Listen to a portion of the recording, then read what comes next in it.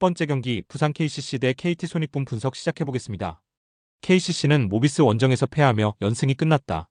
그래도 복귀가 예상됐던 송규창과 최준용 없이 나선 4경기에서 3승을 따내며 반격을 위한 시동을 걸었다.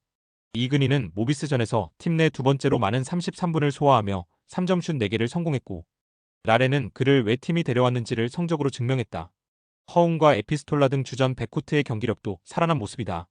KT는 지난 금요일 홈경기에서 손호에 승리하며 연승을 이어갔다. 전반 상대의 거센 저항에 공격이 원활하지 않았기에 10점 차 이상 리드를 허용했는데 4쿼터 경기력이 좋았다.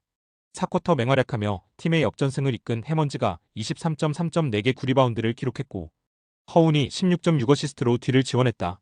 부진했던 하윤기 대신 출전 시간을 가져간 박준영의 공격 리바운드도 대단했다. KT의 승리를 본다. KCC는 최준용과 송규창이 이 경기에 복귀각을 재고 있지만 돌아온다 하더라도 정상 컨디션으로 플레잉 타임을 가져가기 어렵다.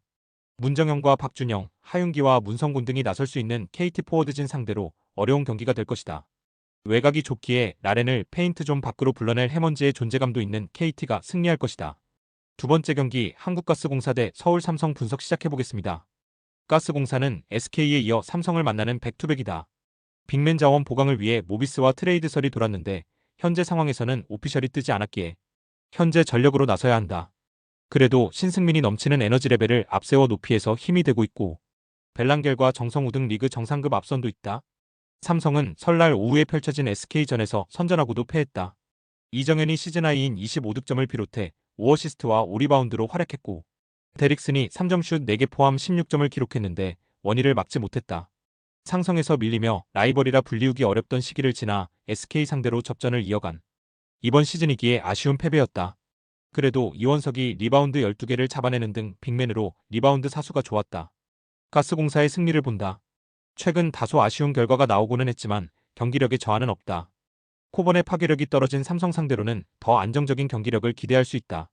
앞선 수비가 약한 원정팀을 맞아 벨랑겔과 정성우가 백코트를 압도할 것이고, 니콜슨이 데릭슨의 수비를 공략할 가스공사가 승리할 것이다. 세 번째 경기 고양 손호 대 원주 DB 분석 시작해보겠습니다. 손호는 지난 금요일 KT 원정에서 대열을 낚는 듯했다. 케빈 캔바오와 DJ 번즈 등 풀타임 가깝게 소화한 외인 듀오가 37점 17리바운드 등을 합작하며 전반 리드를 잡았는데 4쿼터 상대의 공세를 막아내지 못했다. 베테랑 보렌들러인 이재도의 21.3어시스트 활약도 있었지만 패배로 빛이 발했다. DB는 LG에 이어 손호를 연달아 만나는 백투백이다. 그러나 주장인 강상재가 돌아왔고 부상 중인 김종규를 정효근으로 바꿨기에 부상자로 인한 전력 누수가 없다. 오누아쿠 리스크가 있긴 하지만 카터의 경기력이 올라온 데다 알바노와 박인웅 등이 잘해주기에 이 경기에서 승리를 노린다. DB의 승리를 본다. 손호는 이정현과 이근준, 김진유와 정희재에 이어 알파카바까지 부상을 당하며 빠져있다. 직전 KT전에서도 선발 5명을 제외하면 가장 많이 뛴 선수가 8분에 불과할 정도로 로테이션이 원활하지 않다.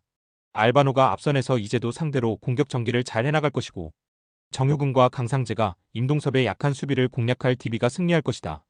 네 번째 경기 삼성생명 대 하나은행 분석 시작해보겠습니다. 삼성생명은 우리은행에 패하며 선두권으로 치고 가지 못했다. 공동 선두권인 우리은행과 썸의 반경가차로 접근하며 역대급 선두 경쟁의 한 축으로 나섰지만 김단비를 저지하지 못했다. 초반 선전한 배예윤을 비롯해 이해란이 더블더블을 기록하며 활약했고, 강유림이 외곽포를 터뜨리며 14점을 기록했는데 3쿼터 상대를 막지 못했다. 하나은행은 설 연휴 마지막 날 펼쳐진 썸 원정에서 분패했다. 창단 첫 2차 연장을 소화한 경기였는데 마지막 공격 상황에서 유즈키의 레이업이 블락당하며 패했다. 4쿼터 초반 팀의 분위기를 이끈 양인영이 19점 10리바운드, 베테랑 포워드인 김정은이 17점 15리바운드 더블더블에 성공했고, 유즈키의 지원도 있었지만 박소희와 김시온 등 백코트 자원들의 부진이 아쉬웠다. 삼성생명의 승리를 본다. 직전 경기에서 오른손 부상을 당한 키아나 스미스가 나서기 어렵겠지만 워낙 선수단 구성에 강점이 있기에 하나은행 상대로 큰 문제는 아니다. 윤혜빈과 김단비, 김아름 등이 다른 개성으로 키아나의 공백을 메울 것이고, 이해랑과 배예윤이 양인영의 골밑 침투를 저지할 삼성생명이 승리할 것이다. 다섯 번째 경기 OK금융그룹 대 우리카드 분석 시작해보겠습니다.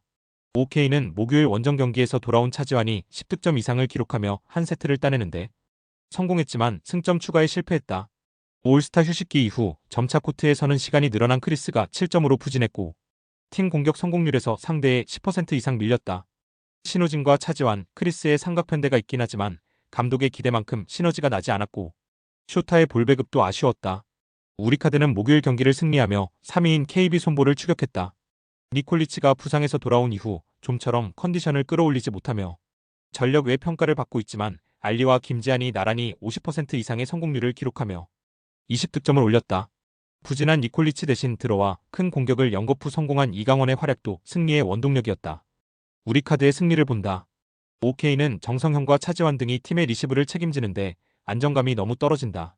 알리와 김지한, 이상현 등 좋은 서버들이 홈팀의 리시브 라인을 경기 내내 흔들 수 있고 컨디션을 끌어올린 김지한이 중앙 파이프와 오픈 등으로 알리의 공격 부담을 덜어줄 우리카드가 승리할 것이다. 6번째 경기 흥국생명 대 대전정관장 분석 시작해보겠습니다. 흥국생명은 원정에서 열린 목요일 경기에서 정관장에 제역전승을 거두며 상대의 연승 행진을 막아냈다. 경기 초반 부진했던 마테이코가 중반 이후 득점에 가담하며 공격 성공률을 높였고 피치가 블로킹 6점 포함 22점으로 사이드 공격수들을 제치며 팀 내 최다 득점으로 활약했다. 블로킹과 서브, 범실 개수에서 모두 상대에 앞섰기에 공격 득점에서 밀렸음에도 승리했다. 정관장은 목요일 홈경기를 패하며 연승 행진이 끝났다. 메가가 50% 가까운 성공률로 30점 이상을 기록했고 정호영이 속공과 블로킹 등으로 시즌 최다 득점에 성공했지만 풀세트 접전 끝에 패했다. 그래도 블로킹과 서브 등에서 모두 밀린 상황에서도 공격 성공률을 앞섰기에 승점을 따낼 수 있었다. 흥국생명의 승리를 본다. 경기 초반 다소 부진하지만 마테이코가 조금씩 성공률을 올려가며 팀의 힘이 되는 데다 정관장에 비해 안정적인 수비력을 기대할 수 있다. 또 정윤주와 피치, 김수지 등이 좋은 서브로 정관장 수비 라인을 흔들 것이다. 김연경 외에도 피치와 정윤주, 마테이코가 최근 절정의 컨디션을 보여주는 흥국생명이 정관장을 연패로 몰아넣을 것이다. 스포츠 당첨에 제일 중요한 건 조합입니다. 각 팀 분석을 잘한다고 하여도 조합을 못할 경우 큰 배당을 가져가지 못하는 거 다들 아실 겁니다. 그리고 유튜브에 조합을 올려드릴 수 있지만 좀 더 자세한 정보들과 배당 흐름 및 각종 이슈 등 경기 전까지 어떻게 될지 모르니 조합을 빠르게 유튜브에 올려드릴 수 없는 점 양해 부탁드립니다. 조합 신청은 아래 고정 댓글 링크로 조합 신청 말 걸어주세요. 금전 요구 및 멤버십 가입 조건 일체 없습니다. 좋은 건 서로 나눠 갑시다.